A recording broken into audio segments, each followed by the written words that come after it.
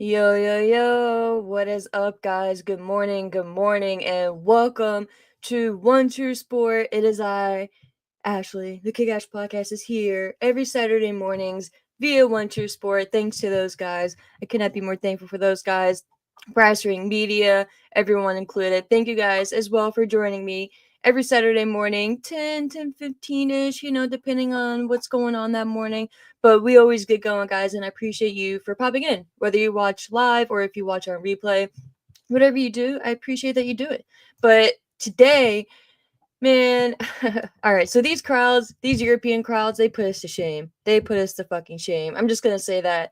And a lot of people I've seen are kind of tired of the European fans and think that it's they amplified a better than what it should have been reaction wise show last night via SmackDown. And I don't know, man. Like I get that it wasn't the best show, right? But I'm happy that we got progression of key stories going into WrestleMania. Finally, right? We finally saw Roman. And what is YTC, guys? Is it your tribal chief? YTC? Like, what the fuck is Y? Like, when he came back, what was it? This past Monday? Was it this past Monday? I think, yeah. Time is a weird thing. But when he came back and I saw that YTC, I was like, wait, what the fuck? Where did the Y come from? Like, what is the Y? So is it your tribal chief? I would assume it's your tribal chief. Um, just why, bro? Like if you're new here or if you didn't listen to me way back when you first became the OTC, I thought the OTC was dumb as shit. Like OTC, like the first thing I thought of when I saw OTC was over the counter. And I don't know why, I don't know what that says about me and my dumbass brain, but I was just like OTC, like, and clearly I knew it didn't mean that, right? Like for Roman's sake. But I was like, OTC, like why? Like what is that? And then of course he just, he said one tribal chief, original tribal chief, whatever. But I don't know, man. Like I get it, and it gives the fans something to actually chant, right? So I think that's a good idea, and it works. But they could have just kept chanting like tribal chief or Roman or I don't know. Like I'm not a fan of the whole YTC OTC thing. But I mean, whatever. I guess to each their own, right? But I don't know. Like I see the YTC on his shirt and I'm just like, all right, bro. All right, all right. It's better than the fucking door though. God damn. I was at work the other day and I was, obviously doing my thing, working or whatever. And I turn around and I see this kid wearing the John Cena shirt with that fucking brown door. That's the first thing I saw. I turned around and the kid's back was to me and I saw the fucking door, guys. I was like, oh my god, this door is following me. Like I can't escape this door. And that's what I get for talking shit about it. You know what I mean? Like this is why I don't this is why I don't talk shit, period. Whether it's about like doors, about people, whatever, like the second I start talking shit, something smacks me in the face. Thankfully this door didn't smack me in the face, but I thought about saying like cool shirt kid or whatever, but nah, fuck them kids. Just kidding. The kid walked away, or else I would have said something. But still, nah. It was just, I don't know. What up, Maddie? What up? What up? I gotta pull up the comments here. What up, bro? You were the first one. 420, bro. And isn't it dope that WrestleMania Sunday is on 420, bro? Talk about a celebration, man. Crazy. I wonder what the laws are here in Vegas. Well, not here in Vegas, but I wonder what the laws are in Vegas. I'm fabulous, Maddie. How are you, man? I appreciate you popping in, bro. I always look forward to when you're able to jump into the streams. Hell yeah, bro. Hell yeah. That's what you said. It's like 30 minutes from you. I think you said last time or some shit, or it's not that far. Um, but yeah, dude. Yeah, you said you fucking love the Cena promo, and then Cody came out. Yeah, dude. I guess we should get into that too. I haven't. It's been. Yeah, it's crazy. I almost forget sometimes, like when I do a show on my channel, and then I come over here to One True Sport, I forget like where I've talked about certain things. So I almost forgot that I didn't talk about that here. So thanks for bringing that back up, man. And then you say SmackDown, the whole Roman Punk Seth is sick. Yeah, dude. We're obviously thoughts though about the whole like pointing of the sign thing. I mean, at first I was like, okay, they do, but like time to like point it and it was like confirmation, like, yeah, like you're on for WrestleMania. It was just like, all right. I am going to vanish for 1 second because my dog has that hammer that they love to chew on, which is great because it entertains them and occupies them, but it's so fucking loud. So I'll be right back.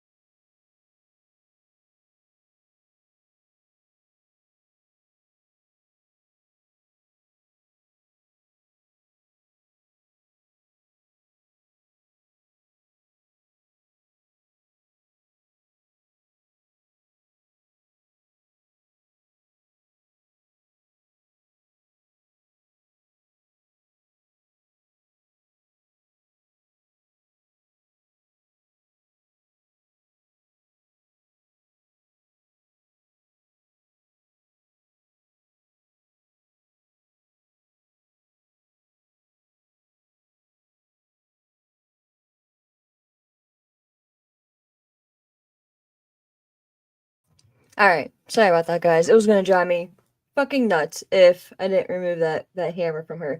And it sucks because, like I said, they love these fucking toys, guys. I've been in for the record, like I don't know why I've been dropping so many f bombs lately. The last stream that I did over on my channel, I dropped so many f bombs, and I got to a point where I was almost annoying myself. So I apologize. I'm gonna try to limit that, especially since we're on One True Sport. And I know they don't care, but I feel kind of bad sometimes. But yeah, dude. I back to the sign though. I really that was the only thing I was just kind of like, all right, like I get the first person doing it, right? Like I get Punk doing it. He's the one that declares the challenge, whatever. It should have been pretty obvious. Like we didn't need Seth and Roman, especially Roman, to point to the sign and be like, yeah, you're on. Like, all right, dude, like we get it.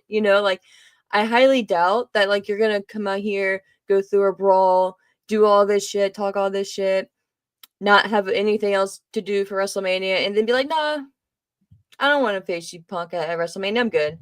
I'm good with just coming out here, beating your ass, like doing all this stuff, and then calling it a day. Like, nah, of course they're gonna meet at WrestleMania. So I thought it would have been just a minor thing, like just to have Punk be the only one to point to the WrestleMania sign, or maybe even Seth, because Seth is like, all right, yeah, I'll see you at Mania, and then you have maybe just one shot, like after, like a little bit more progression of the melee. Then when Roman is on top, after he came in with the stairs, and I have a comment about the stairs too. Then you have him look at the sign and acknowledge the sign, right? But I don't know, it didn't seem Roman like pointing at the sign for whatever reason to me. But I guess we'll just get into that segment now because fuck it, there's that word again. But I liked how they started off the segment with Roman because I thought it was important that they get Roman out there because Roman is the one we never see, right? And Roman is the one who interfered on Monday, so makes sense. Or interfered in the steel cage match, so it makes sense that he would be the one coming out and starting it. And it technically, SmackDown was always his show, right? He was the face of SmackDown for the longest time. So I like too that he came out and God, what was the verbiage that he said? Like, I don't know if he's actually said thank you. I actually want to pull that up really quick. But I really liked that he acknowledged the fans too. That actually stood out to me because I don't think I'm pulling up the verbiage here, but I don't think he had ever really acknowledged us like he did the Bologna crowd. It's so funny. Like our baloney is Bologna, you know what I mean? Like us Americans, we just fucking ruin everything. we made some fake ass meat. We took that beautiful name and just made it into some fake ass meat. We're trash. Oh gosh. All right, 1 second. I'm pulling up the review. But what up, boss? I saw you in the chat too. What up, boss? What up? What up? Appreciate you guys. You say what happens in Vegas stays in Vegas 420 on Easter Sunday, Mania Sunday. Fuck yeah, dude. Hell yeah. So y'all be safe out there. You hear? I wish I was going. I really do. But man, like those prices too, like, oh my gosh. Did y'all see, speaking of prices, did y'all see John Cena? And to be fair, I didn't read the article. I just saw some shit floating around on Twitter. But apparently John Cena is charging $25,000 for dinner with him. Like, I saw that shit and I was like, what? Like, technically I was working, so I that's why I didn't go like full into it. I actually think I might bring that up here too, because when I saw that, I was like, you are out of your mind. Like, there's no way. So I'm gonna pull that up too. I don't know if you guys care about that shit, but I just thought that I saw that and I just thought that was wild. And because I think it's for Mania weekend. Again, I gotta pull up the details. But I also want to pull up the ending segment here. And regarding the pull apart brawl as well, though, I do kind of I don't want them to do that for every feud and every week leading up to Mania too. You know, we can only see but so many pull apart feuds before it gets to be like okay, you know what I mean? 1 second, I gotta fix my lid.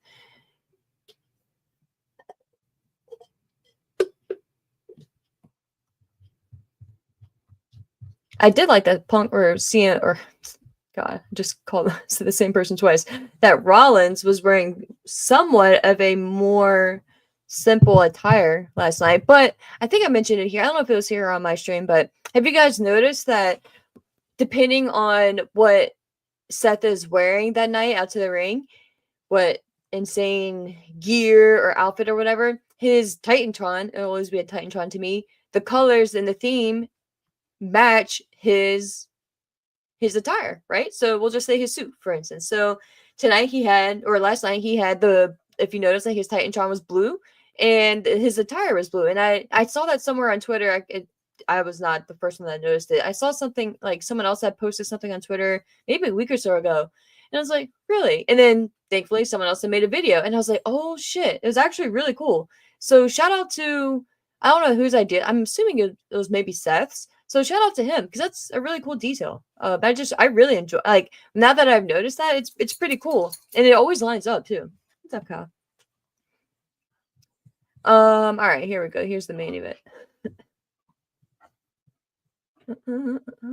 Yeah, he said he came a long way. He said they'd be there for at least 15-20 minutes. Blah blah blah.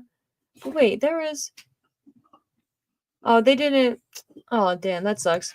This recap didn't include what he said exactly, but he said something like, like I acknowledge you guys or thank you guys or something like that. So I thought it was pretty cool.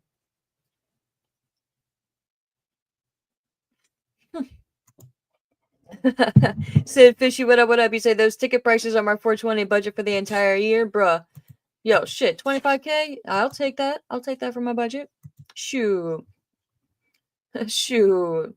What up, Eddie? What up, my friend? What up? But I am pulling up that article regarding that 25K because that shit is just absurd. And I have to know the details. Cacao.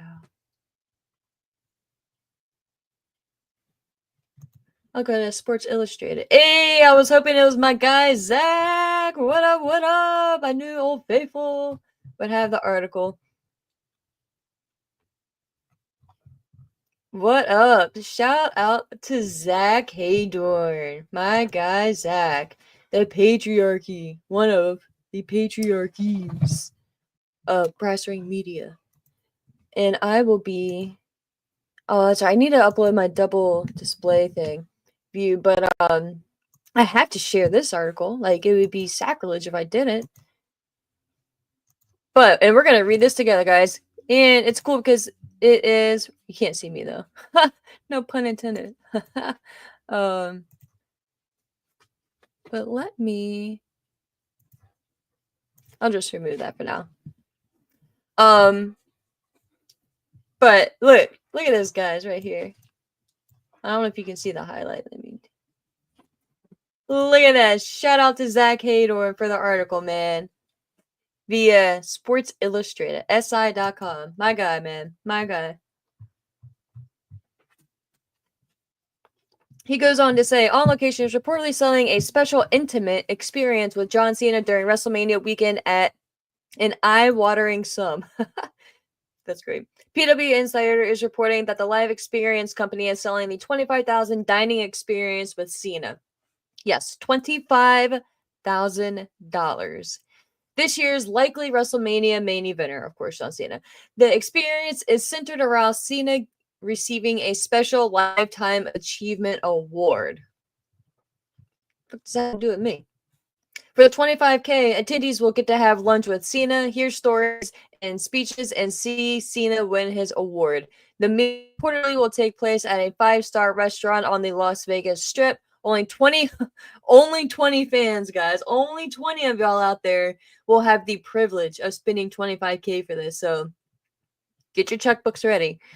Only 20 fans will be allowed to participate at the event that will take place on Saturday, April 19th. So I hope you're not doing anything else tonight before WrestleMania. Cena will be challenging Cody Rhodes for the undisputed WWE Championship at WrestleMania 41 in Las Vegas. Cena won the men's elimination chamber to earn his shot at the title. He then turned heel and sided with The Rock in attack on Rhodes. This week on WWE Raw, Cena cut his first promo as a heel and ran down the fans for abusing him. Throughout the years, I almost said ambushing him. Cena said that he was dumping all over the fan, or he was dumping all of the fans, and now only cares about himself. WrestleMania 41 takes place on April 19th and 420 from inside Allegiant Stadium. Other announced matches for the show include Jey Uso versus Gunther for the WWE World Heavyweight Championship and Tiffany Stratton versus Charlotte Flair for the WWE Women's Championship, which we will address momentarily as well. And then there's our guy right there, little Zach. Our guy, Zach. They need to throw a blue sky little thing up there too now. But yeah, shout out to him. That's very, very cool. And I appreciate him for the article. But yeah, 25K, guys. And that doesn't even give you much information. Like 25K for what? Okay, so it's a dining experience with Cena. You get to have lunch with him, of course, hear stories and speeches, apparently, and see him win this apparent lifetime award, whatever that's going to be.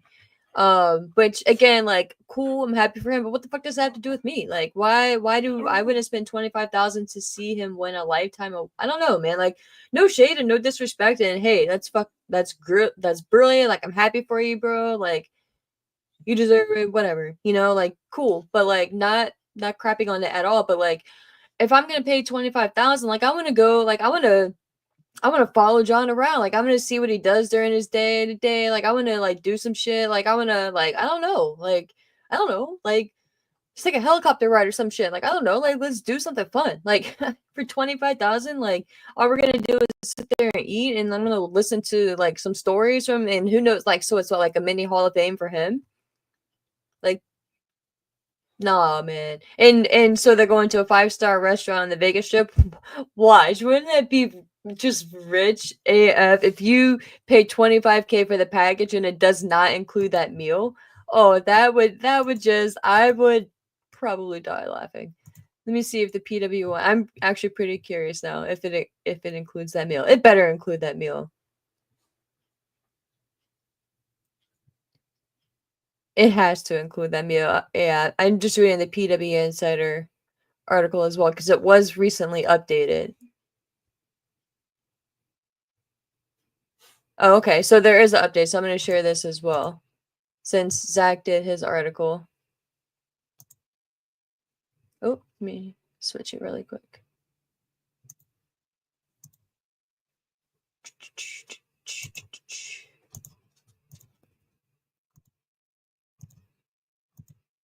All right. So, and again, this is the updated version.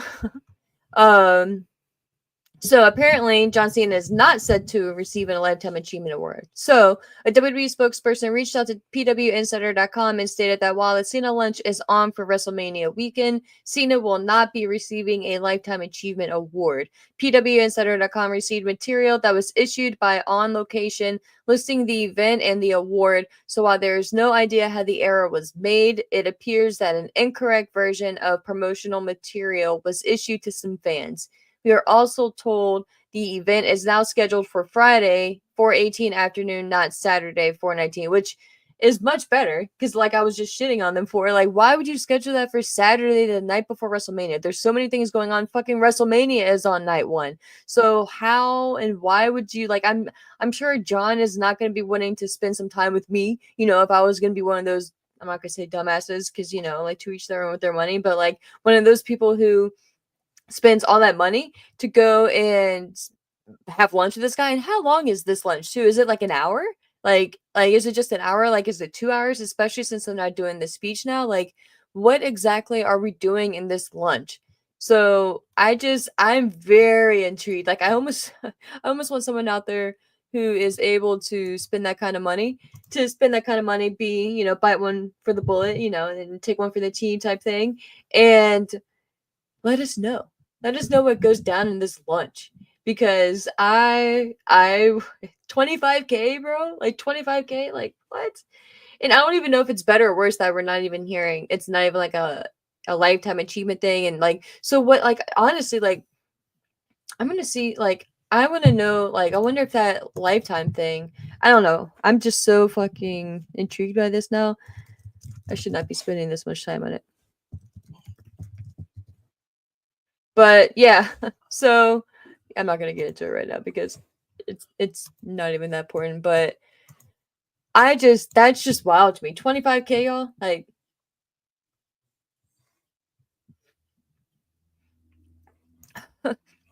Sid Fishy, you say for 25K he will come to your seat and frown right in your face while he maintains eye contact for 15 silent seconds. That's tremendous. That's tremendous. The boss. Anyone who has 25K for the Cena deal on top of every single show, meet and greet, etc.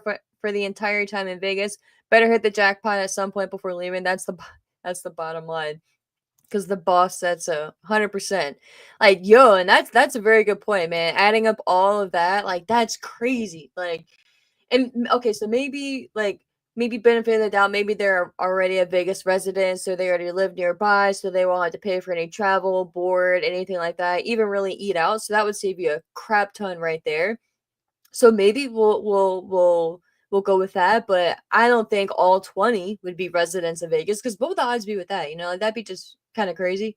But yo, like, what? And Ultra, Ultra, what up? You say if the meal's not included, I'm gonna be mad for them, bro. Right? I would be heated. I would be heated. I feel like it would be my luck. I'm there. We're at this 5-star restaurant, right? You're feeling great. You're having fun with Cena, man. You're talking, you know, whatever. You're talking shop with Cena, whatever, man. You're just sitting there having a good time. Kind of awkward with 20 people you don't know, but it's not even awkward, you know, just talking shit there. It is really fun, depending on the people, right? But majority of the time, like, even if you don't know, like, wrestling fans and you're in a situation where you're not stuck with them, but like you're in a, you know, or if you're sitting beside them or whatever, like, I've made a ton of wrestling fans going to shows, even by myself, you know what I mean? Like, primarily by myself, and meet or either meeting up with people there or just meeting people that I sit by, you know what I mean? And just kind of shooting the shit with them and just, you know, talking wrestling with them. But can you imagine though? Like, you're enjoying yourself, man, having a great time, and then the waiter comes out with a check. I'd be like, "Who? What's that for?" Like, you just giving me like a like a souvenir for me to take home to, like, what, to laminate? Like, what's this? I would lose my mind, dude. I would lose my mind. Oh, what up, Sai? What up, my friend? What up? What up?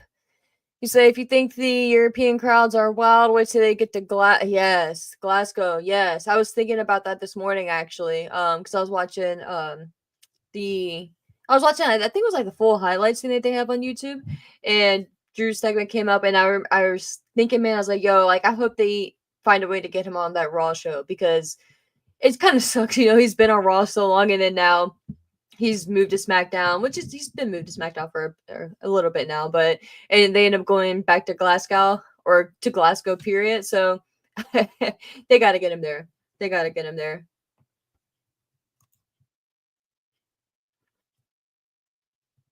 Yeah, boss, the ultimate heel move for sure. But yeah, so getting back to SmackDown,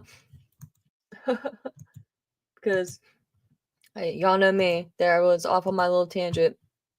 Like 25K, yo, like That's wild. But yeah, so back to the segment. I don't even remember how I got off on that side road there, but apologies. But yeah, so the closing segment, and again, I really liked too that Punk kind of did like a long story short when it came out, right? Like I like that he had his right wrist taped up. I like that he acknowledged that he said it's not his wrist isn't taped up for holding a microphone. Uh, I like that. You know what I mean? I like little things like that. I love that the fans were singing his entrance theme. You know, like it's just really cool, and it really shows the importance again of the entrance theme. It's not just some minute factor or something that's that's cool, but it's maybe a 5 is difference on the scale, right? You got it, buddy. Go ahead. Go ahead. The dog's trying to jump on the bed, but it's just it's such a big deal. And speaking of interest themes, Street Profit, and I think that was a version that they had in the past. I I didn't recall it, but I saw something where someone had posted that it wasn't actually new; it was their interest theme prior. So I don't know, man. Like, I mean, I like that they switched it up, right, for this new version of them, but it's gonna take some time for it to sink in to me. I don't even hate it. But I just have to listen to it a couple more times. Same thing with Roman's thing. When he first switched his entrance theme, it took me a minute to get used to it. And now, well, it's a different version even now, but the first one that he had for the tribal chief, I thought I ended up liking, but I love that they sing the interest themes, like it really adds to the vibes and the feeling and the level of superstardom, that each wrestler has. Even with, I mean, of course, we know by now, everyone sings Seth's song, but there's not even words, right? It's just that tune. Roman doesn't have words, right? But I'm sure if they did, like, they would sing along to that. But even with CM Punk's, even having a, actual song, not one that WWE created, having that saying, and if you notice too, like Alter Bridge, Metalingus, Edge's theme, right? You have Randy Orton's theme. God, I'm forgetting. I'm blanking on who's saying theirs. On who's saying Randy's. God, Rev Theory, I think was it. I don't know. Maybe that could be completely wrong, but I'm just so happy too that he stood his ground and he was like, "Nah, I'm not changing my theme up. Like that has to be his theme for the rest of Randy Orton's career, his life. Like wherever he goes, anywhere he needs to be introduced, that needs to play." But I that's kind of why I was hoping too that we would get a different version of Cena's entrance, even if it was that Bad Man song that he had on his album way back when. Um Vibe wise, it doesn't necessarily fit, but at least switch it up and do something. But it's fine, I guess. I don't know. Like to me, like little things like that stick out more than it should. But back to Punk, I liked that. Also, like he pretty much just, like I said, it was like a long story short type thing, but he didn't like insult us, right? Like insult our intelligence. He brought up the whole favor thing, and I liked the visual of Heyman. Heyman was wearing, he wasn't in like a tie. He just had like a different suit on, and I liked that. I liked the subtle change, and I wonder if that has anything to do with possibly gearing towards aligning with Punk, maybe at WrestleMania or maybe afterwards. Because I don't know, like how long do you guys think that we're gonna keep this good guy Punk for? I don't see a need to turn him anytime soon. But I also wonder too if they feel with once everything wraps up with this bad guy version of Cena, if they need to kind of replace that level of heel, which I hate saying, that level of bad guy, with someone who maybe not even maybe, but mainstream wise isn't as big of a deal as Cena, but wrestling wise is 100%, in my opinion. Well, maybe 100%. I'm biased, right? But CM Punk has always rivaled Cena for popularity, and of course, like Cena is next level because of the mainstream aspect. But even Punk, man, like Punk isn't just some schmuck out there, Like, yes, like if you were to walk up to 10 people, they would know Cena before Punk, I would imagine. But I still think you would have at least like maybe 3 or 4 people who've heard the name CM Punk. Maybe I'm overestimating that and just completely on some other stuff, but I don't know, man. Maybe at least 3 out of 10 would know of Punk, and I still think that's even kind of low. And depending on where you are as well, like if obviously Chicago doesn't count, and but yeah, I think that I was thinking about that last night when I was watching it because I don't know, man. Like, there's just like, and it's just Punk being Punk, but there's the edge, and the Heyman aspect. I think it's what's getting me too, of that favor, and I just with the positioning of Reigns, I don't think they're gonna want to not even necessarily turn him back, but revert him back fully into that bad guy role, and maybe they will, but I think that would be very tired if that's what their plans are for Cody after he wraps up with Cena, which I don't think so. I think it'll end up possibly being like a Randy Orton type of thing or whomever. We'll end up seeing at that point because then not too long after Mania, we'll have the Money in the Bank becoming an option as well. I think that's in May. So, like things are progressing pretty quickly. And I'm just happy that Reigns was first of all even there, and it's just so funny to me. Like, I mean, I get it too. It's probably like really cool to travel to Italy and stuff, but like, it's just kind of funny that he's able to make it to all these like outlandish and just like crazy places on the globe, right? Like he goes to Saudi Arabia, he'll go to Italy, he'll go to Canada, and which Canada isn't that far. But I'm just talking about like how far and how long it takes for him to travel from where he's at here in Florida. But it's like he doesn't go to like 90% of the places in the US. It's just kind of funny. And I get it's a schedule, whatever. And good for him too, because and the reason why it doesn't bother me as much for Reigns as it would maybe someone else, like another star, is because of his health conditions too, and what he has been through in the past. And again, like not that that's even been mentioned recently, but I always keep that in the back of my mind, maybe unrightfully so, or maybe rightfully so.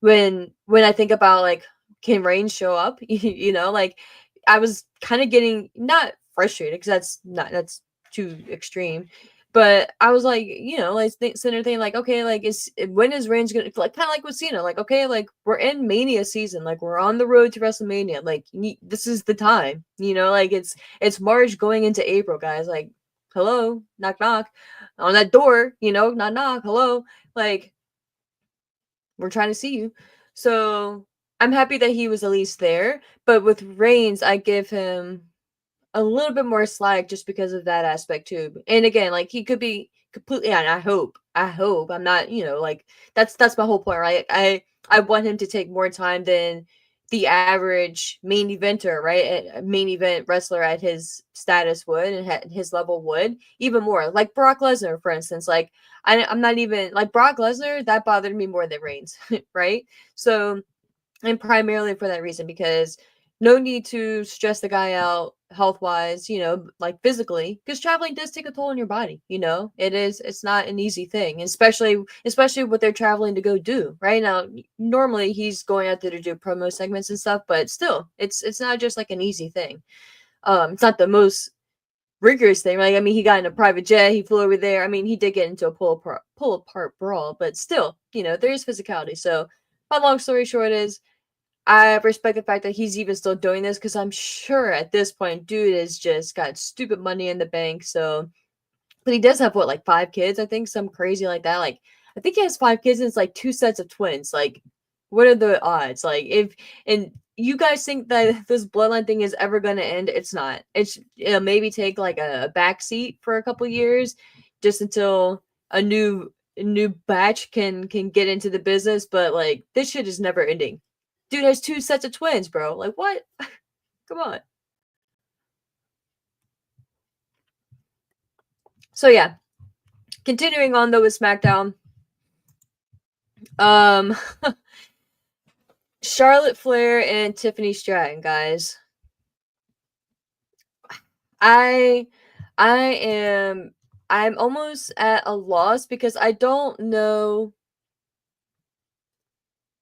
really know what happened, man. Like whatever changed with Tiffany, or maybe we gave her too much hype from the beginning. I don't know. Like, and I don't even think that's it, but something's just different about this like energy with Tiffany Stratton, and it's just for whatever reason like that. the promo segment with the sit down with her and Charlotte on the split screen, which I like too. I like that. I liked that. I wish that they would do that more, because it takes you out of the element of the fans who, I mean, these fans probably would have not probably these fans would have played along, but it takes that added element out and it lets it be a little bit more focused and a little bit more serious. But I like too that they're not sitting face to face, and it allows an additional. It's kind of, they're smart. It buys them an additional week of TV because they can, if they want to do another like actual sit down or maybe a contract signing or something like that, then it'll be the first time in however many weeks that they're face to face. So it's, you can extend that and kind of play along with that. But man, like the substance and what they were saying, like, and what Tiffany was saying especially, man, like it didn't hit for me. And when she said, like, she repeated herself, and when she repeated herself, I want to see if they have a transcription here. If not, I am gonna take a second and go to another recap website because I do want to go over that, because she said that, like, Charlotte, she said to Charlotte that essentially she throws water, she dumps water on anything that's hot in the business or something like that, and then Charlotte was like, "Oh, you're not even the hottest thing on SmackDown, let alone the business or the company." Um, and then someone said something, and then Tiffany just ended up repeating herself. So, and then when she did that, I was like, okay, like it kind of, I kind of liked it in a sense because it gave me a feeling like maybe they just had bullet points, right? Like maybe they were giving an idea and a direction of where the producers and the writers wanted the segment to go, but then they were like, this is your time, like this is your opportunity to go out there and kind of speak for yourself, and but make sure you hit these three topics, right? These three key things, but everything else you kind of put into your words. So it kind of gave me that feeling like maybe that wasn't something that was either written, or maybe it was like maybe her entire thing was scripted and she forgot, I don't know, but like to me, like I don't think so. I think it's the former. I think maybe they did just get like a brief idea, and she, and shit, like look at me. Like I stumble over my words, like I repeat myself, I forget what I just said, like all that shit. And I have the luxury of not being in front of thousands and millions of people, you know what I mean? So thankfully it's just you guys, and you guys don't beat me up too much. You know what I mean? But it's hard, it's hard to go out there, and especially like with Tiffany hasn't been doing this for that long. Like how long has she been? Like less than 5 years. So I like it is a little disappointing to me because I had such high hopes going into this eventual feud, right? And I think it stems to me like it's like a ripple effect when I start thinking of, man, like it's not where I wanted it to be, but okay. But then I think about, like, I think of Rhea Ripley, and I'm like, damn, well that's not really where like I necessarily wanted it to be either. Maybe we'll get into Rhea as well. But it's just like the women's division as a whole is just kind of in a weird place. I do like what they're doing with Naomi though. I really like that. So I'll touch on that in a second. But I don't know, man. I don't know. Like it didn't hit, and Charlotte kind of felt I don't want to say disrespectful, but it was definitely like a talking down type thing, and it makes sense, like for her character, she's the queen, right? Like she would talk down to anyone else because she would view everyone as a peasant, right? Like everyone else is beneath her. That's what queens do. Just that it just is. That's what royalty is, man. It just is what it is. I don't make the rules. That's just how it is, man. So while maybe it doesn't look the best, it fits, But I do like too also that they picked a side with Charlotte. She's not a tweener, she's not like teetering both sides or anything like that. She's full-fledged bad guy Charlotte, you know what I mean? And I like that. So I do have the segment pulled up here. I just wanted to clarify exactly what they said.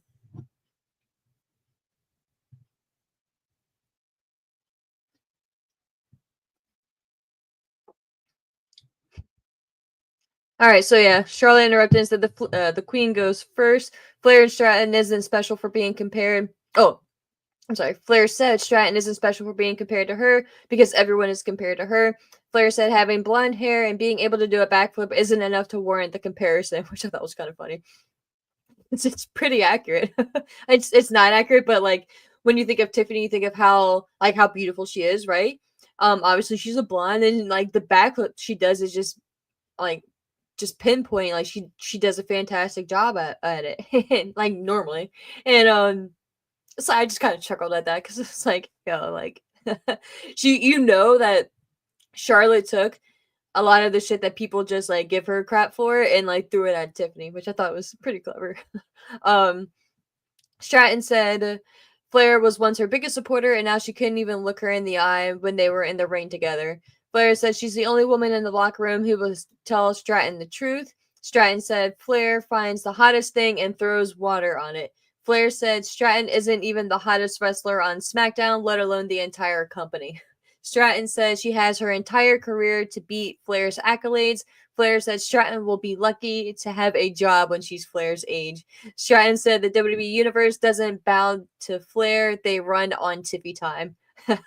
Which I was actually like, when she said when Flair was like, when you're, like you'll be lucky to have a job when you're my age, or like when you're this age or whatever, I'm thinking like, bro, like you're not even that old. Like how old are you? Like in your 30s? Like, I mean, I get it, right? Because Tiffany's so young. It's what, another 10, 12 years, whatever, however old they each are.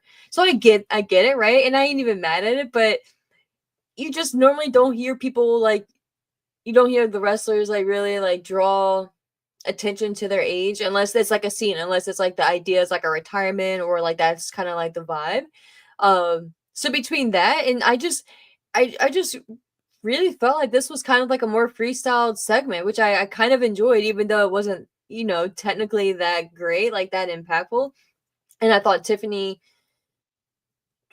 didn't really pack the punch, maybe as much as I would have hoped. But again, like I said, like it's still, like early on in her career, man, and I ain't gonna sit here and be like, oh, Tiffany sucks, like they should, like no, like it's just a work in progress, you know what I mean? And I'm just, again, positives and pros coming out of it. We have a clear direction for Charlotte, a clear direction for Tiffany. We have the match set, right? Just trying. But I think this too, I think we are gonna end up getting like a contract signing between the two of them, which I guess technically we won't need to since Charlotte won the Rumble. But no, we still have had contract signings a lot after Rumble winners. So I'm sure we'll be getting that within the next couple weeks because we're only about 3-4 ish weeks away from Mania now. So we'll definitely get something else. But I think there's still time. I think there's still time, and I think the match is going to be very good too. I think it's going to be one of those where the match kind of makes you forget about how not great the build was. You know what I mean? And yeah, and again too, like I will just say really quick, like um, I don't. I don't really go after people's like appearances and stuff too. Like, like I'm not gonna sit there and talk shit about it. So not that any of you guys have in this chat, so I don't think I've kind of slacked on the comments here. Got a little sidetracked. But I just see some shit on Twitter, man, and it's just like, yo, like it's just funny because like the guys don't get comments on their appearance, right? Like it's just, I mean, to be fair, people talk shit about John Cena's bald spot. So they do. But I just feel like people go so much harder at the women. It's just like, okay, like you feel better? Like, I don't know. It's just kind of weird to me. But yeah, boss. Okay, cool. It was Rev Theory. Thanks for that.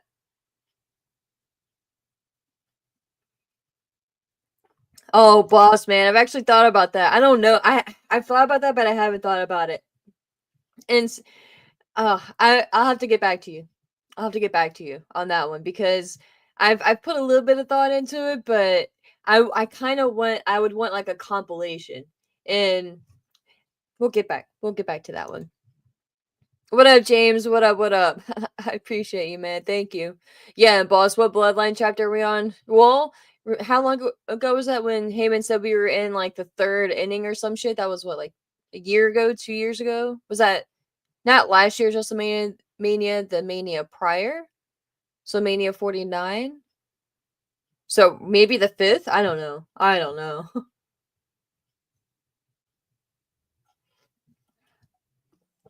Yeah, I was surprised we didn't see Bianca at all. Like, correct me if I'm wrong. I think he says should I put Bianca and Tiffany and Charlotte shouldn't have won the Women's Rumble. Bianca and Tiffany would have been good, bro. That actually is that would have been a good idea for sure. For sure. But yeah, I don't think we saw Bianca last night. Correct me if I'm wrong, because I remember expecting her to come out in Naomi, and they were even chanting ESC when Naomi was beating up Jade. But yeah, man, because my feed did so. I don't know if anyone else has slang. Correct me, or let me know what you guys have experienced lately. But some of like this recordings that I've had are kind of choppy. So like, and it's not my connection because other shit records fine. But I don't know. It'll miss like the first couple minutes of the opening or of like the recording itself, and then sometimes it'll like it's been glitching a little bit lately. So I don't understand about that. But what up, Fernando? What up, my guy? No worries. No worries. But yeah, dude, she really did. That Charlotte definitely got the W in that segment for sure. Jesse, what up, man? Jesse, hi. What up? What up? He said AEW making a deal with WWE for Sting and WWE Hall of Fame 2025 will be the wildest stories of 2025 and pro wrestling for real. Yeah, dude. Have we heard any confirmation on that or anything? Any updates? Let's see.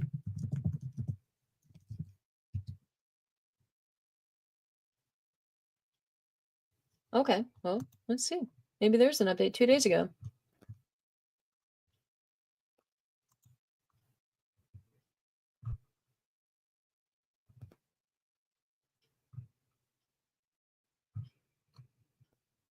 So, let's see. I'm going to share it.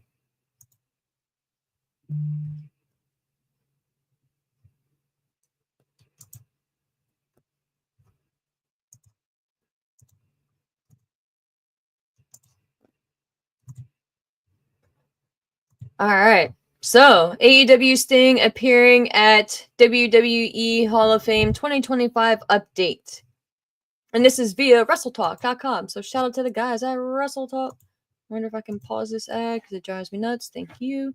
An update has emerged on Sting potentially appearing at the 2025 WWE Hall of Fame whilst being under contract with AEW. On March 7, WWE officially announced Lex Luger as the third inductee into the the 2025 Hall of Fame. I added letters there. Hall of Fame class with Cody Rhodes delivering the news to the former WCW World Champion, which I thought was a pretty cool touch.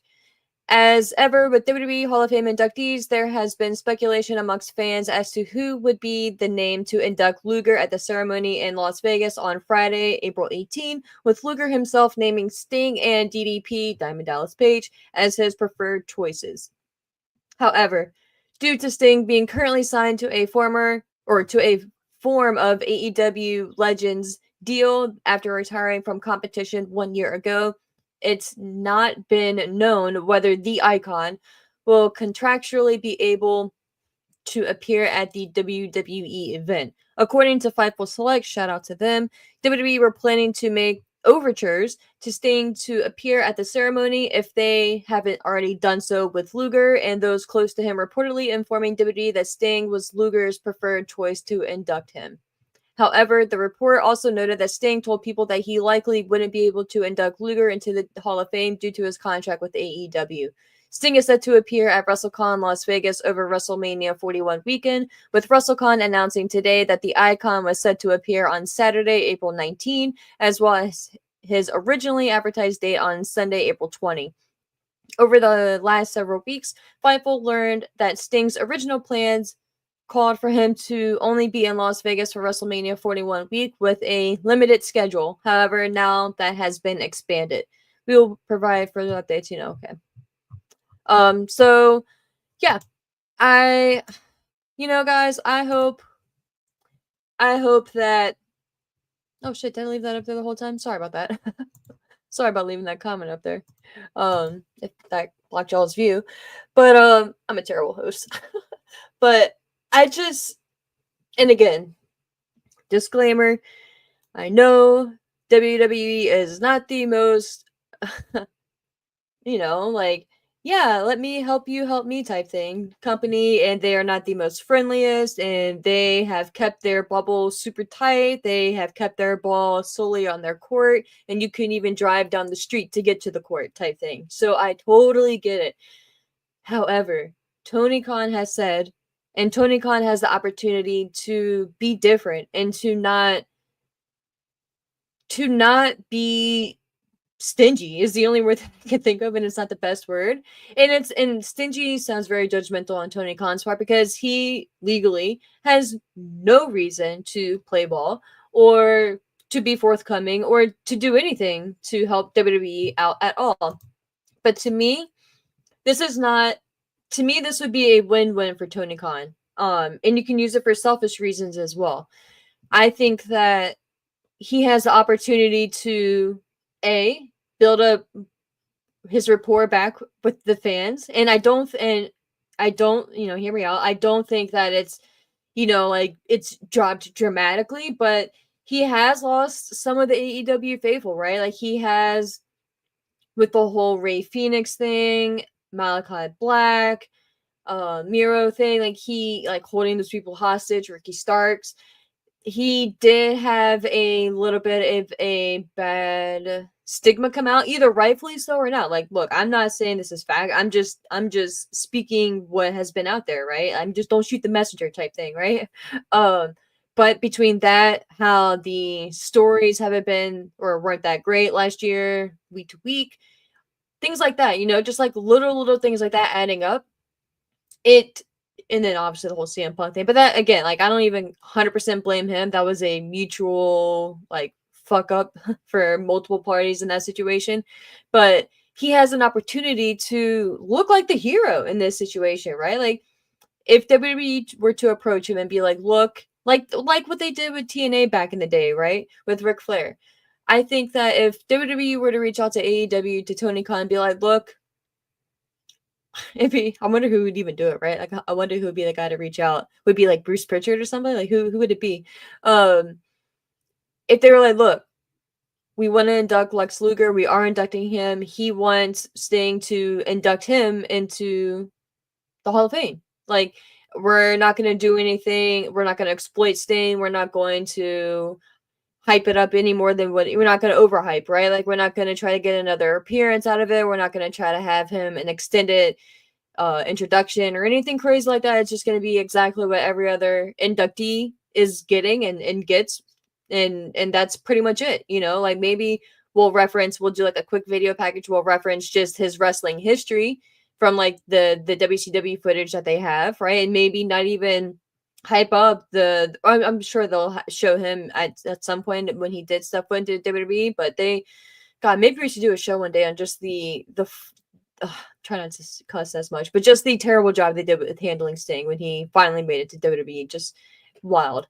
But and if they're just like, look, we won't do anything crazy, but it would really mean a lot to us, and it would mean a lot to not even to us, it would really mean a lot to Lex Luger and to the wrestling industry if we're able to do this, because it's not about WWE, it's not about egos, right? It's about honoring wrestling history and honoring someone who deserves to have their moment, right? And to get their flowers. And it's not like this is even being done. I don't well I'm not sure. I'm not sure if this is going to be in an arena. They have been doing that lately, but in the past they would do it in like a ceremony type hall. Um but even then like it's I get it because the perception, right? Like all like the headlines are going to be like Sting, like wrestling icon Sting, makes appearance at WWE, like I get that, but if anything, that also adds more awareness for AEW, because once people to identify Sting, they should, if it's a good reporter, should identify AEW wrestler Sting or AEW legend or AEW, however, whatever moniker they want to label Sting as, but they should reference AEW if they're good, or at least reference a paragraph if they just want to put wrestling icon Sting, blah blah blah blah blah, and then in the synopsis paragraph, Sting has made history for decades, going between WCW, da da da, and then but most recently he wrestled for AEW, and then a little blurb about them, and then had his retirement match, blah blah blah, Greensboro, all that stuff. You know what I mean? If they're doing it respectfully, in my opinion. But and just be like, look, like, well, like they did with the Ric Flair deal. Like, look, like if you want like a talent exchange, like I don't really know, like because it was different for the TNA situation a little bit, but if you help us, we'll help you type of situation, right? So and I think Tony, like I was saying earlier, like I think it could be a win-win for Tony Khan. It can make perception wise, it can make him look like a good guy for playing ball, right? Like I said earlier, and for being the bigger man, if you will, right? Like not that it's even that type of situation, but it could be perceived that way, right? It keeps Sting happy. Not that Sting is gonna like. I don't think Sting is that kind of guy to be like, oh well, if you don't let me do this, then like I don't want like I went out of my contract, all this stuff. Like I don't think Sting's like that, or he's like, oh I'm not gonna make appearances. Like I just don't think Sting is that type of guy. But I do think it'll probably not set well with him, right? Just because of the history that him and Luger have, and just the fact that we're even able to have Luger being inducted into the Hall of Fame, and he's made such progress that he has with his recovery and his the medical issues that he had been going through, and it could be a really like like he wants to stand, like he wants to like physically stand up at the ceremony. So I just I don't think that this is one of the situations where if you're Tony Khan, you really want to play hard ass with, like what's the harm, bro? What's the harm? Now, if WWE were to present Sting and say like from that jack off company or that second rate company or anything like that, like no.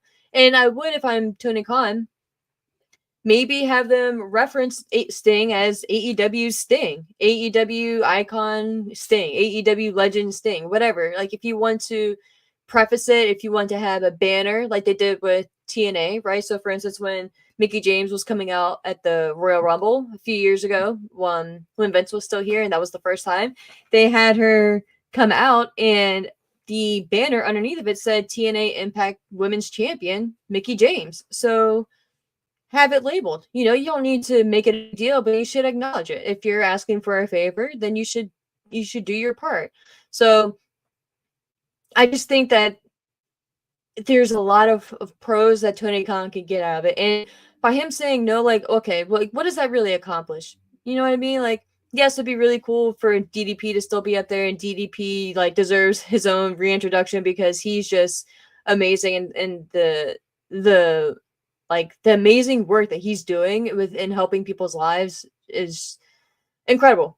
Incredible. And it should be spotlighted more, in my opinion. Like DDP doesn't, and like the program that he has, like doesn't get as much love as it should. So that's just kind of another soapbox moment for that. But I'm gonna scroll back in your comments here and take that as an opportunity to get another swig of the old coffee. What up, Jesse Price? What up? What up, man?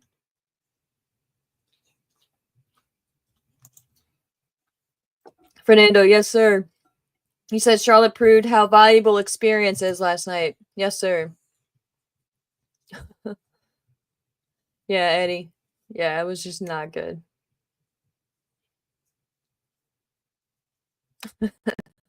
James, you're funny, bro.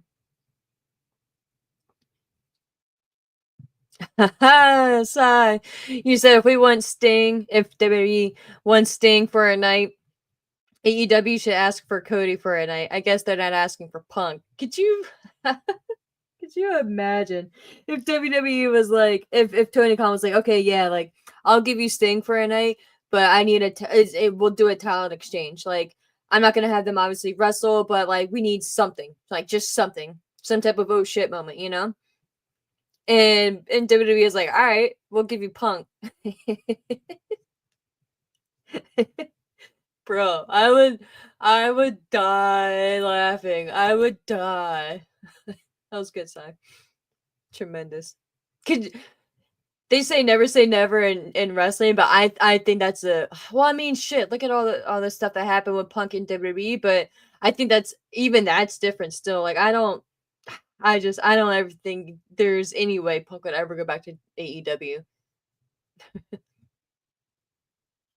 Yeah, Eddie, they can just call him by his birth name, but I mean, yeah, he's Sting, man. Like, I don't know.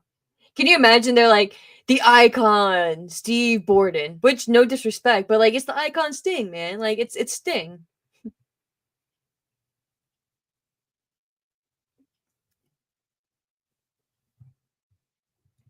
Yeah, Fernando. Well, I don't know, Fernando. I think it depends on. I think that if this was still Vince McMahon's WWE, 100%. But with seeing how willing and how they are trying to broaden their horizons, I don't think it would be an automatic no. I think if it was like you said, if the shoe was on the other foot and it was Tony Khan reaching out to WWE, I don't think like let's say Tony shot Triple H and Nemo, right? He's like, "Hey Hunter, I need so and so. Can we work something out?" I don't think if Triple H opened up his email and he saw Anthony Khan, Tony Khan, in the sub, in the from, and then God knows what the subject line would be. I don't think it would be an automatic delete or an automatic read and ignore type thing. I think he would entertain it. I think he would entertain it, maybe bounce it off of like maybe one or two very trusted people, depending on what the ask and the situation is. I don't think it would be an automatic no, man. I think it would take a lot, and I'm not gonna say like even then it would end up being a yes, especially if no, and especially if like Tony's like, yeah, can we borrow Cody for maybe like a day, like to do this? It's just, just for Dustin, right? Like, let's say Dustin Rhodes perfect example. Let's say Dustin Rhodes is having his retirement match, right? And Tony Khan reaches out to WWE, to Triple H, and he's like, hey, man, Dustin is retiring. It's his last match. He really wants Cody to be here. Cody's not gonna, we're not gonna have him in the ring talking, or even then, like, or maybe he'll maybe no, because that's not gonna be fair, right?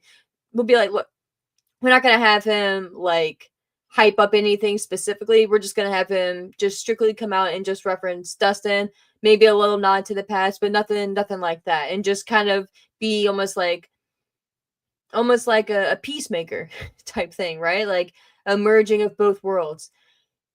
I think that would be a tough ask, a very tough ask, but and again, maybe I'm just completely in the wrong. I don't think even that would be an automatic no. I think it would depend on the circumstances, the presentation, all the logistics that would be going into it. But I think it would still be a large stretch, right? Like the largest stretch ever. So yeah, man, I totally get it. I totally get it. And maybe it's just like the wrestling fan in me just wanting everyone to play ball, man. Like not even saying like I want AEW and WWE to merge and like do a Forbidden Door pay per view, although I think that could be cool. But I think that would maybe even be too much. Like yearly, like maybe do like I don't know, like we'll get into that maybe at a different time. But I don't know, man. And again, like I said, maybe it's just me being a little too hopeful or whatever. But I totally agree with you, dude. I totally agree with you. But I just think that I just think it's the Hall of Fame, man. I don't think it's that big of a deal. But again, I totally get why if I'm Tony Khan, why I wouldn't want to either. So and maybe Sting wouldn't even want to because they treated him like shit. So maybe Sting wouldn't even want to. But yeah, and he says Sting can just attend as Steve Borden. Yeah, and he can just attend, so he can still be there. So it's, I mean, but I don't know. It just kind of sucks. You know what I mean?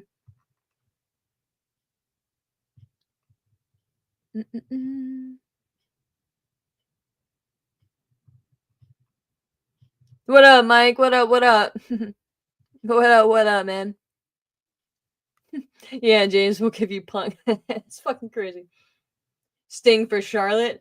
Yo, that I don't know if you're joking or not, Eddie. But that could actually kind of be entertaining though. Can you imagine if you're fucking Mercedes, bro? If you're Mercedes Monet and you're living your best life, right? Like 4 belts Monet and all this shit. And you're out there one night, like cutting a promo or whatever, and all of a sudden Charlotte Flair just like I was about to say maybe she wouldn't be Charlotte because but it would be on a loan, right? So she's still WWE contracted talent. And Charlotte shows up, I'd be like, yo, I can't fucking escape. That'd be funny. That'd be funny.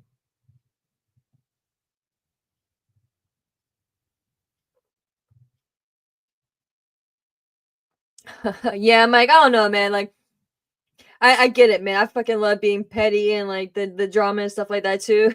I totally get it, but not on something like this, man. Like for this, like it's like a respect thing. It's respecting the past and like the legacy and the history of the business. So for me, there's always a time and a place to be petty and to get your rubs in and stuff like that. But to me, I wouldn't want to do that at the Hall of Fame. And that was like my main idea with the whole, if you're AEW, just let him do it because it's just the Hall of Fame, man. I feel like there's really no harm, no foul. But yeah, man, that's just kind of where I'm at with it. I feel like it would again more pros than cons if you're no pun intended. More pros than cons if you're Tony, right?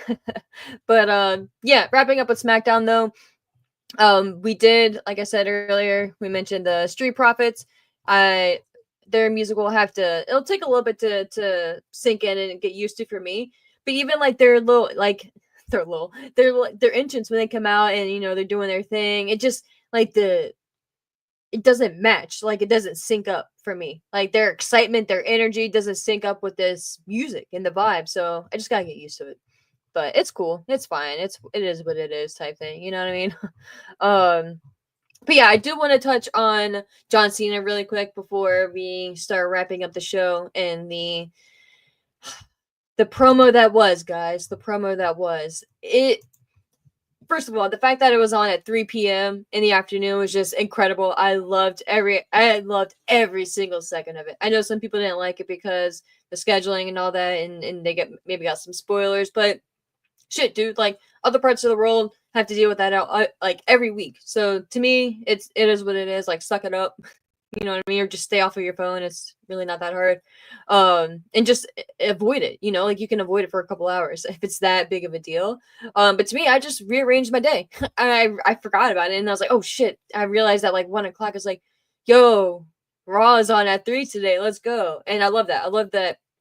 That's the avenue that Netflix brings now too. That you can air it live no matter where you are in the world, and I just think that's great. That's a big plus for trying to close out some tabs for WWE. And it's a really fun sign for the future because it's going to give them more flexibility with programming and special programming too. Maybe they can do like, I don't know why, like, I do know why. I was reading something not too long ago, but remember like those Tuesday shows that they would randomly do? It was like Taboo Tuesday they randomly did, and obviously they did one years ago. But I think that'd be cool. Maybe like a special. Obviously, they do like Saturday night's main event, but you just have more options and more flexibility there. But Cena coming out and just pretty much just shitting on the fans and breaking up with us, guys. We did go through a breakup this week. I got over an hour into the show. I'm so sorry. I'm remiss to acknowledge everyone's feelings. I hope everyone is doing okay. Breakups are not easy. They are very, very difficult, and I hope everyone has tried to make it through their week and has had has allowed their emotions to flow, ate their ice cream, watched their cartoons, all that good stuff, man. You remember those days? Like Saturday morning cartoons with that big ass bowl of cereal. Oh, those are the good old days. But no, seriously though, I mean, it was serious. We did get broken up with on Monday, but I really enjoyed it. I get why a lot of people would not have liked it, or not gonna say a lot of people wouldn't have liked it. That's not the right phrasing. I get why people would have been wanting something different, like explanation wise from Cena, and why like because it almost didn't make sense, right? I dropped something. It almost didn't make sense because he's finally at a point now where, and I would say for the past maybe 2-3 years, where the fans have probably the most respect for this version of him than they ever have, and he, especially when he announced the retirement tour and all that good stuff, now where I don't think you heard any like Cena sucks or anything like that or any boos for him in the past year plus, right? And for him to all of a sudden now be like, oh, well, y'all didn't appreciate me. It was always about yourselves. It's always me, me, me. Like, what are you going to get out of this? That's why I'm not changing my gear. I'm not changing my music. That's my voice in that song. Like, it's my song, like all that stuff. And that's real quick. If we're not going to get like good music. If we're not gonna get new music from Cena, I think that was a pretty decent explanation, and it makes sense, and it's very fitting. You know, he got lucky with that being his own song because it's a great explanation, right? Like, no, that's my song. You're gonna hear my voice and my entrance. So I like that. I get that, but personally, just selfishly, I was just hoping for something different, just to kind of switch it up. You know, just a completely different version of him. But I get I get the explanation, and that's fine. And I'm happy they addressed it too, because his music is so upbeat and so ingrained with the Cena that we knew. For them to just kind of, for it to be like almost like an elephant in the room type thing, it would have been almost too glaring to not address, right? Like, so I'm very happy that they did, because they very easily could have just not and just be like, okay, we're just still gonna hear the same theme, like we're still gonna see the same dumbass door in his back, like, okay, like that's fine, whatever. But even the little things that he did, dude, the little things to me were actually more impactful and so much cooler than like what he even had to say. Besides the fact of him just shitting on that kid, like I loved that kid's face. And some people were asking and like wondering if it was a plant. I don't think it was a plant. Like I think that kid was just a regular fan out there, and he was just like just shocked. And I love it. I love it. John Cena said, "Fuck them kids," and I'm here for it, man. I'm here for it. Not literally, but can you imagine if he did? Oh, that'd be great. That'd be great. But but stepping back, even to when obviously when the music hit and he came out, he still had the towel, but he held it up and he kind of like held it by the corner, and he was just, you know, whatever, whatever. And he just walked to the ring. He stoically walked to the ring. And I was like, yo, here we go. Here we go. He got in the ring and he was just getting drowned by the boos and just every chant you could think of. And again, shout out to Brussels because they did a fantastic job. I was concerned that maybe the European fans wouldn't play along just because, you know, like not getting to see wrestling as much as we get to here. But nah, man, so far so good. So far so great. Like everyone's just playing ball, and I'm here for it. It just makes it so much better, you know? It really adds to it. But the moments when he was just leaning on the ropes and he just like had his arm resting on the rope and holding the mic and he was just like, just chilling. That was just so great.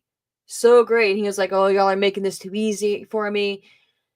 It was so good, man. Like that's why I really enjoyed it. And again, I get maybe where people are coming from, but to me, there's still time, right? Like they're advertising him and Cody to be on Raw this coming Monday, and I'm pretty certain that airs at 4 p.m. Eastern time here in the States. But it is an earlier show. So that's exciting, right? And that's the one that's gonna be in Glasgow. So very excited to see what that's going to be. And I love what it's doing for Cody Rhodes too. It really made Cody look like a star. It really set him up nicely, bro. Like it set him up to get this massive reaction to his music. Everyone's singing along, of course, good times.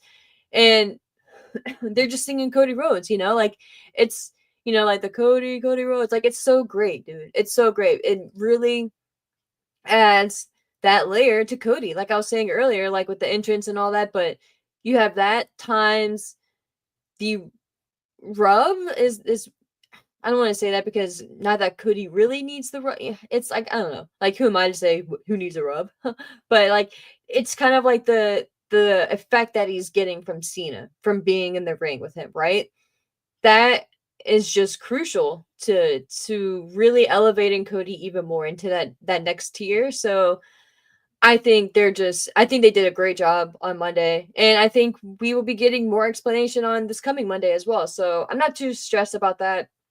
I like how they're handling it. Yes, I would have liked Cena to have been more involved, you know, at least maybe at least 2 additional weeks, but we'll see. He, like I said, obviously will be there Monday. We'll see if he's gonna be there either on I don't think he'll be there. Well, he could be because Cody technically is and Cody is technically a SmackDown talent, so why is he showing up on Raw? It's whatever.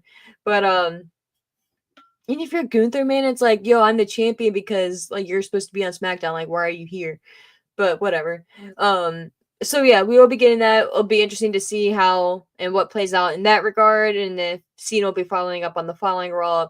going after that. So we'll see. We will see. But I did want to possibly talk about AEW here really quick.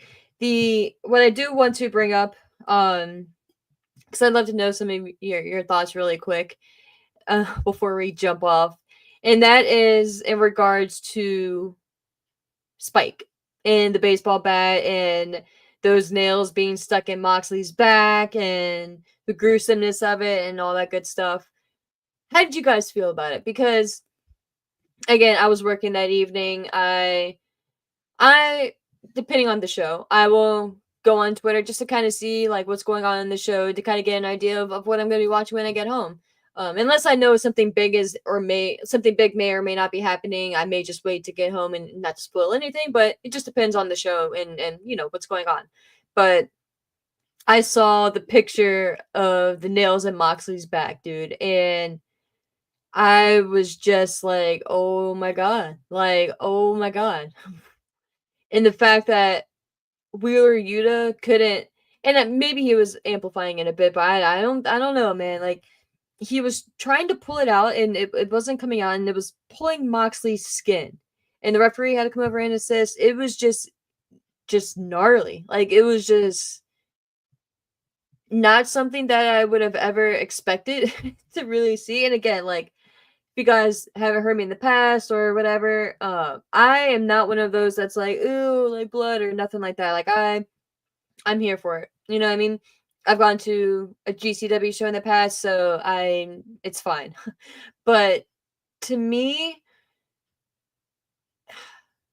it makes me to me like it, and again, art as a whole is subjective. Like my art, if my art you may not consider to be art, right? Like my artwork, you would look at it and think it's trash or it's mess or whatever, or it's just scribbles, But my vision could be completely different than your vision. So art is very subjective, and wrestling is subjective, right? Like wrestling is an art form, in my opinion. So when I saw that, man, I'm just like, to me, I've always gone and viewed wrestling as an art form, like I said, right? But it's the beauty of taking care of each other, right? And like actually not really hurting each other and not really doing this stuff. You know what I mean? And that was kind of where my thought was and where my confliction was. Like not that I've seen people call it trash, people have like flipped out, like that's cool, man. Like your reaction is obviously you're entitled to. That's cool.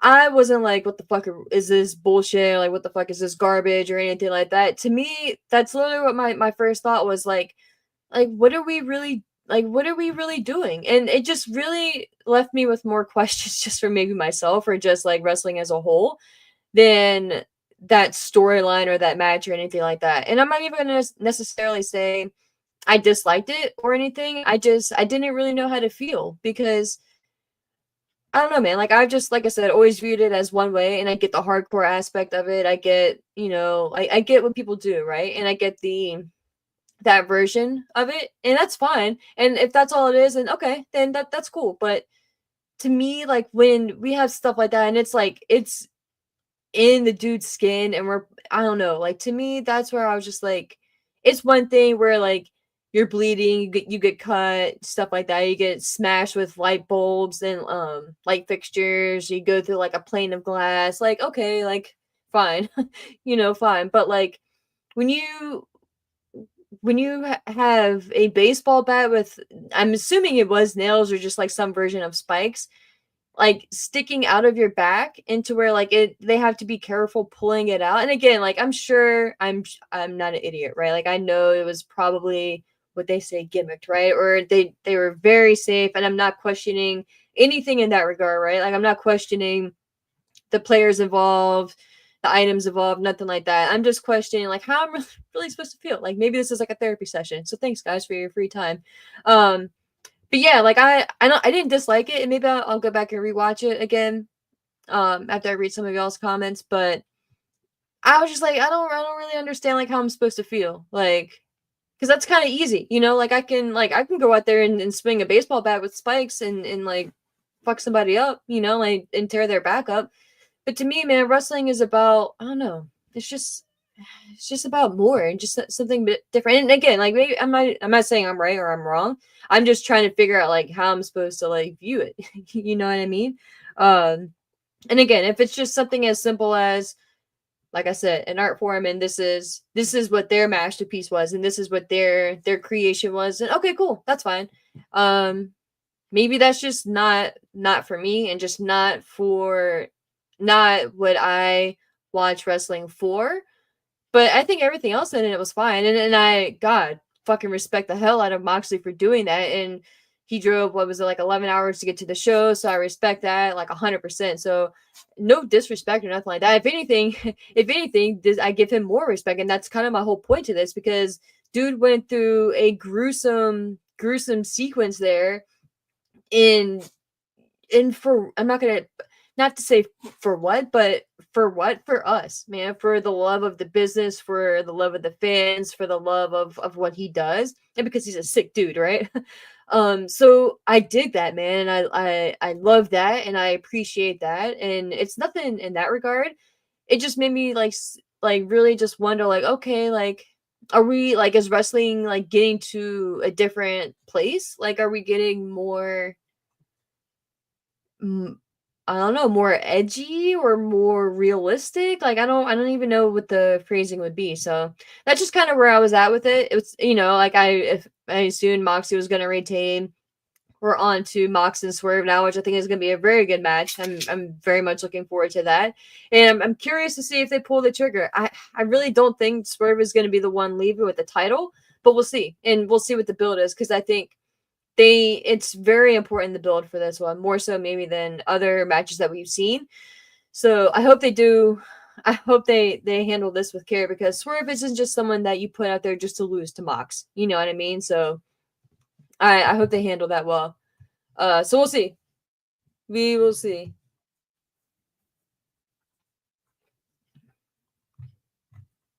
All right, so I'm going to be scrolling through here to see to gauge the room. Let's see. Oh, Dominic, thanks, man. What up? What up? Thank you, sir. I appreciate that.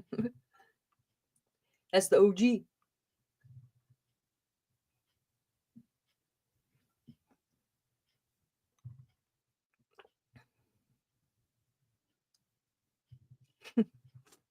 Yeah, the poor kid in the crowd.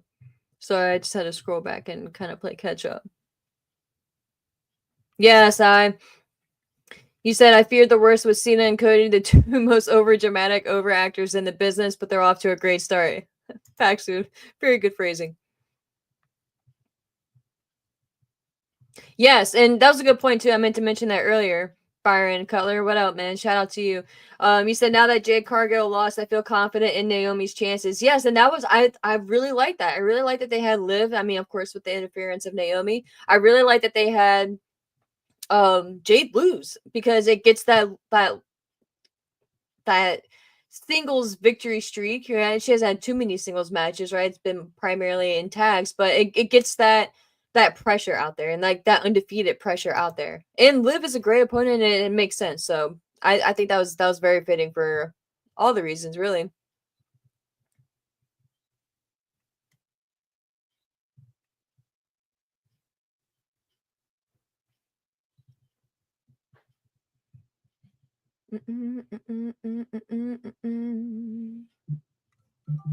Oh, my phone is ringing. Hope that doesn't mess up my connection. Sorry about that if you guys heard that.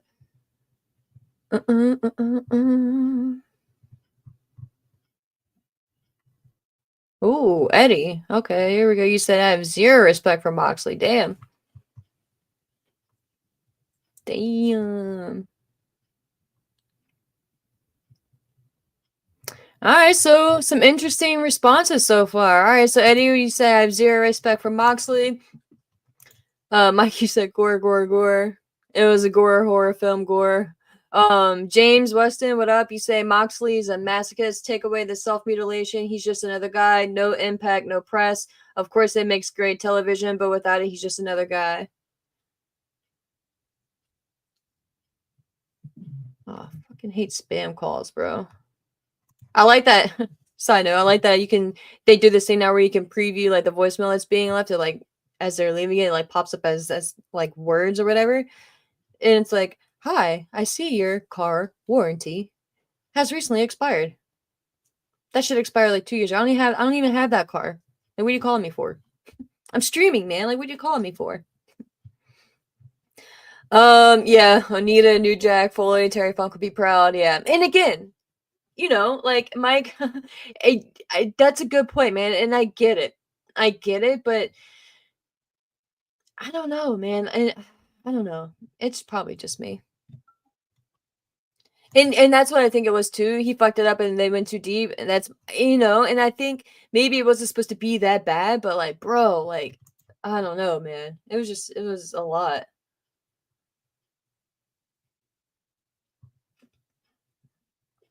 All right, Fernando, violence goes with wrestling like peanut butter and jelly. I love me a good old PB and J. You want to talk about underrated PB and J's, dude? Fucking peanut butter and jelly. Now, does the peanut butter get more love or does the jelly get more love? Do you put more peanut butter or more jelly? I saw something. I saw a serial killer in the making the other day, guys, at work in the break room. This person, I'm not gonna say their name. This person was making a PB and J. Put the peanut butter down first, right? Like on one side of bread, fine, obviously, right? Then put the jelly spread on top of the peanut butter. Left the other piece of bread blank, and just put that guy on top of it. I watched him, and I watched to see what he was gonna do next, and he just ate it. And I was like, bro, like, I didn't say this because like, like, I do weird shit too, but I'm sitting there thinking like, bro, like, what? Like, what? Like, no. Like, you butter you butter. You layer both pieces of bread, dude. Like, that's the whole point. Like, I was just very perplexed by that. And I'm like, yo, you gotta watch this guy, man. Gotta watch this guy. Mm-mm. Mm-mm.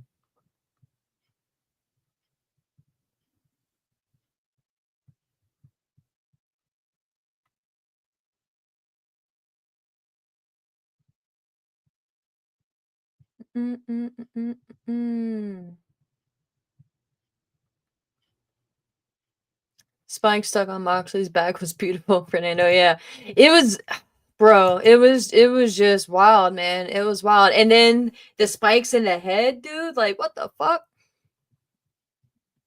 It's just crazy to me. It's just crazy. What up, RT the brand? What up, man? Thanks for popping in. I appreciate that.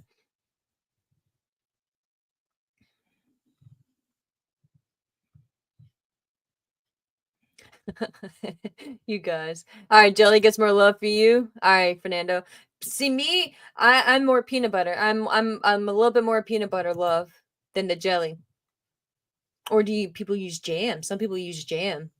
But that's not peanut butter and jelly, it's peanut butter and jam. And dude, boss, you're right. That's an insult to PB&J. It was. And James, very good question. Did he clean the knife off or did he cross contaminate the jars?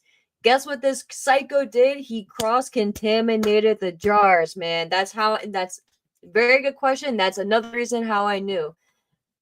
This guy, we gotta watch this guy. We gotta watch this guy. Now, maybe not, because on the flip side of that, most serial killers and killers in the making have more care and think farther, right? Like they don't want to leave evidence, so they would wipe off the knife, right? Before they, for instance, like if since he started with the peanut butter, he would wipe off the remnants of the peanut butter and then go into the jelly. So by not doing that, maybe that actually did save him from becoming a serial killer. So now I just feel even more conflicted. I don't know. Well, the world may never know. Y'all remember that oh my god, what was it that sucker, that Tootsie sucker? Like how many licks with that owl? Was that just like a US thing? We used to have this like crazy commercials like this owl. And it's like how many licks does it take to get to the center of like the Tootsie Pop or whatever that sucker was. It's kind of creepy when you think about it. And like it had like a little tongue. It's yeah, I don't know. I don't know. Maybe it's we gotta wrap up the stream here soon, guys. Okay, Fernando, you said my friend puts Tabasco sauce in his mashed potatoes. Interesting, interesting, interesting. Now I love me some hot sauce, Tabasco sauce as well. I don't know how I feel about the mashed potatoes part though. I love me some mashed potatoes. I love them individually. Together though, I don't know, my friend. I don't know how I feel about that. I don't know. I'm not gonna knock it. I'll maybe do like a little dabble and see, but I just feel like you're almost blending two different worlds in that regard. So to me, I just feel like that's crossing a barrier. But props to your friend because their palate is a strong one. Peanut butter. You remember that song, Peanut Butter Jelly Time? It's crazy. Okay, another good. This y'all. This is why I love you guys because y'all come with the hard hitting questions. Was it better creamy peanut butter or crunchy? It was the creamy peanut butter. It was the creamy. Now, again, maybe if we're keeping track and taking notes here, maybe that's another notch in the non serial killer route in column because crunchy, I feel like, is another layer of questionable behavior. It is okay, but to me, there's too much crunch. There's way too much peanuts in the peanut butter. It's almost like I feel like they just half-assed did their job. It's like, you know what? Like we gotta make this fucking peanut butter today, man. Then that's how I think. Actually, now that I'm speaking out loud about it, now I think that's actually how crunchy peanut butter became a thing because one dude was probably like, you know what, man, fuck this. I really want to go home early. I don't want to sit here and wait for this machine to, or I, back way back when, I don't want to crush all these peanuts, man. So we got a good amount of creaminess here. Let's just leave all these other peanuts. They can do it themselves. Or maybe it'll add to the flavor. You know, it'll add a little bit of mystique to the peanut butter. And now that's how we have crunchy peanut butter because someone didn't want to do their job completely one day. I ain't mad at them. Shit. Proud of them. Work smarter, not harder. But for real, guys, we will be wrapping up soon. I appreciate you guys. It's so funny how time flies by here. Yeah, dude. Thanks, James. You said, "Oh shit, don't turn your back on him. You might end up in this basement." I know, dude. I know, and that's honestly, y'all. That's my fucking fear. Like, I don't. I'm not. I'm not gonna say I don't fear a lot, but like, a true fear of mine is being kidnapped and being held captive, right? Like just being held in like a basement somewhere or in like a shallow grave type thing or like some bullshit like that. You know, I watch way too much fucked up shit, but like something like that, like just kill me. Just kill me now. Sorry, I don't know if we could say that word. Just end me now. You know what I mean? Like I'm going to fight back, but if your idea is just to hold me captive, no, no, we're not doing that. I'm gonna do some shit where you're gonna end up off of me because no, sir. I ain't. I can't be the one spending 18 years. Like God bless those girls. I forget her name. Elizabeth Smart, one of those girls. Kristen Smart, one of those girls who was like locked up and like being held captive for like 18 years or some shit. Now she wasn't held like in a basement. It was like a fucked up thing. Like it was like coercion. She ended up having like two kids or some shit. It was like just like this whole like mental like fuck I way off track here. Just like it was like this whole thing. But it couldn't be me. It couldn't it couldn't be me. Like I don't know what it is in me, but like nah, if it's a couple days and you're gonna have to we're gonna shit. I'm going down. I'm gonna try to take you down with me. If not, they're gonna get some DNA under my fingernails. They're gonna get something because I mean, no, I can't. I can't. But yeah, y'all get me going on so many different sidetracks. I sighed. That's why I just said we have to log off here soon. You said the stream has had the wildest tangents, even for you, and I love it, dude. I don't know what was in this coffee. I had some espresso here, so I brewed that. But I've been drinking this for a few weeks now, but I don't know. I don't know. It's it's hitting different today. Elizabeth Smart. It was Elizabeth. Thank you, Fernando. Dude, do you guys watch true crime? I'm like obsessed with it. There's this one case that I've been watching, the Karen Reed trial. Y'all, if you want to go down, if you're into true crime and you want to go down a rabbit hole, look up the Karen Reed trial and let me know your thoughts. I'm not gonna tip my hand on which side I'm on. But just look that shit up. Look that shit up because that is a you want to talk about a clusterfuck. Y'all need to watch that. And there's so much I couldn't even get into it, but yeah. Um I watch way too much crazy shit. But Fernando, I've actually been wondering about this. You said, are you doing a Mania, or are you going to Mania, or will you be doing a watch log? So I will not be going to WrestleMania because the prices are insane. And I'm hoping, depending on what the prices end up being for New Orleans next year, I'm thinking about that because that's much closer for me too anyway. And I mean, I've never really been pressed to check out Vegas, to be honest with you guys. So I wasn't really that enticed to go because what I like to do with wrestling shows, I like to pick a show that's like obviously going to be a good show, right? But that's in a state or a place that I haven't been because it's two birds, one stone, right? Get to see an awesome wrestling event and then travel and explore like a new place that I haven't been. And I haven't been to New Orleans, so I'm thinking about that for Mania wise. Obviously, I'll be going to shows prior to then, but I'm thinking about doing a watch long. I think. I'm pretty sure. Shit, I hope I requested the 19th off. I know I'll be off WrestleMania Sunday. Shit, and if not, I'll be calling out on WrestleMania or on the 19th. I'm pretty certain I took that off. So I'll let you guys know if I'm going to do a watch log. I'm still thinking about that though, just because WrestleMania is a long show. It has been cut down to like what 3.5, 4-ish hours. And I don't know too. I may be going to a friend's house to watch Mania, so I'm not 100% certain on my Mania plans yet. But I do know I will not be in Vegas though.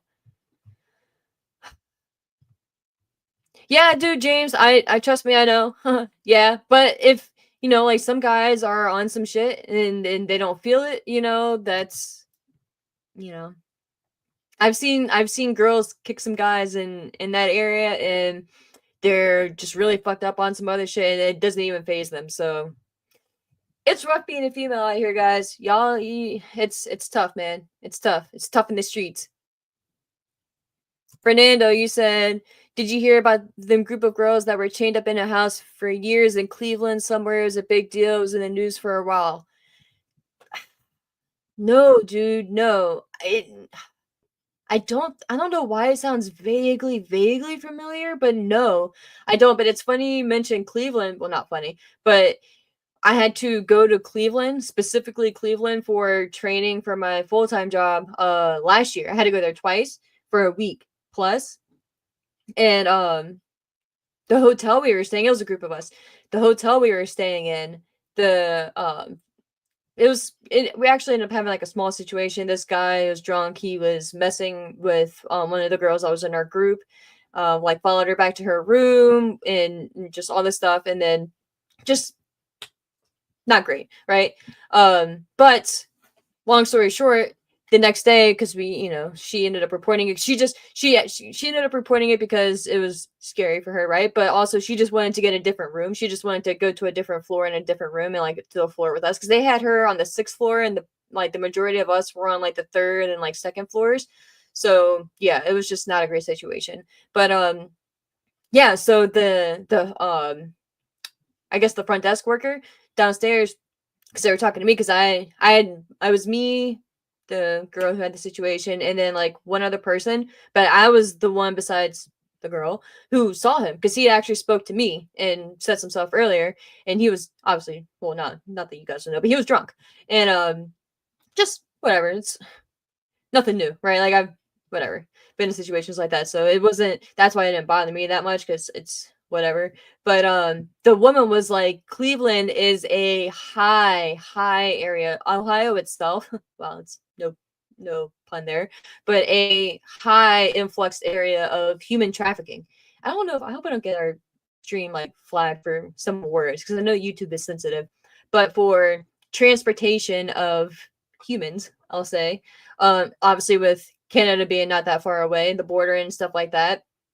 And she was just like, yeah, so like being a female, be careful. You know what I mean? And I was like, oh shit. Like, I didn't realize like Cleveland was known for this. She was like, yeah. She was like, be very mindful. And then we ended up going out to a couple places or whatever.